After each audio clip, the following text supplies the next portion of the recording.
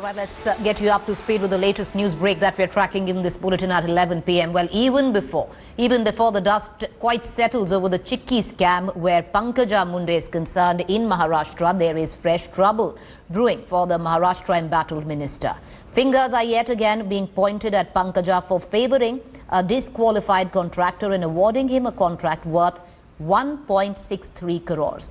Tenders for 12 cement check dams in Parbhani district were floated. Bids were received from 7 companies. The contract worth 1.63 crore was finally awarded to Sunil High-Tech Engineering Limited, but Sunil High-Tech Engineering Limited was actually disqualified because it had not submitted the e-tender documents with digital signatures. Pankaja's office is reported to have asked the concerned department to award the contract to the company despite it being disqualified. Well, breaking this news on India Today is my colleague Kamlesh Sutar. He'll take us through the very latest.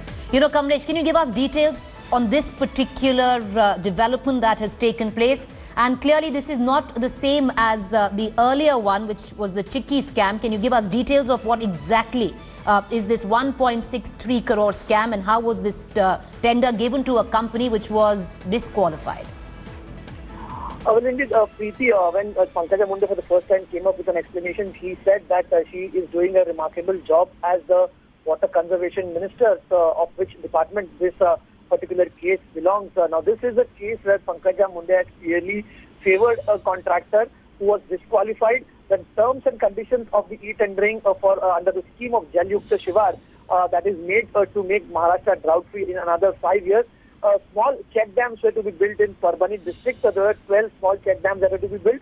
Tender was floated, but a contractor who is known as very close aide of Gopinath Munde earlier and now very close to Pankaja Munde, he was disqualified on technical grounds, whereas the tender documents were not digitally signed.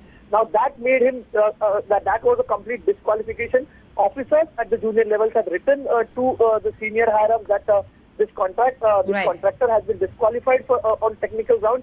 But in spite of that, on 10th of April, Pankaja's office wrote a note on the documents which we have in our possession. It clearly said that there are certain complaints, but we have to go ahead with this particular contractor. Though the office is now saying it was done in a to save money of the government, but the company which belongs to Rs.1.63 is a very known close aide of Pankaja Munde.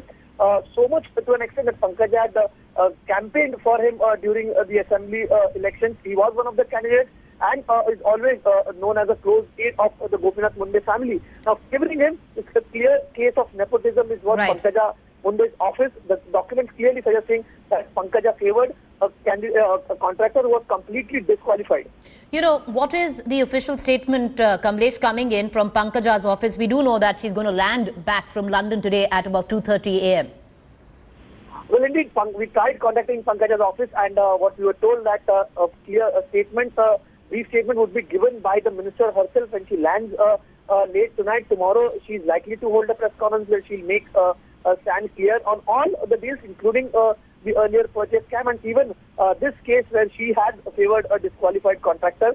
On record, nobody from her office is coming on record, but we can expect some statement once Pankaja lands in India. Well, my colleague Kamlesh Sutar would be trying to get a reaction from Pankaja today. She lands back in Mumbai, clearly from London at 2:30 a.m. We're going to keep tracking that story closely. Appreciate you joining us, Kamlesh.